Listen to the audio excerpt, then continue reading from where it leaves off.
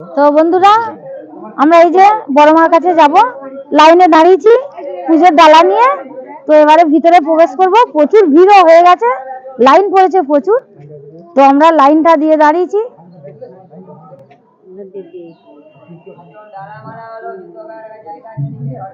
তো মন্দিরের ভিতরে দেখি, মোবাইল যদি চলে ভিডিও করে দেখাবো। যে মন্দির থেকে বেরিয়েছি, পুজো দেওয়া হয়ে গেছে, ভিতরে তো মোবাইল চলেনি, তো ওই জন্য পুরোটা দেখাতে পারিনি। তো আমরা এবার পুজো দিয়ে বাড়ি বেরিয়েছি। তো এবার গাড়িতে চলে যাব, গিয়ে প্রসাদ খাবো একসঙ্গে সবাই। প্রসাদ খেয়ে তারপর যাও টিফিন করব।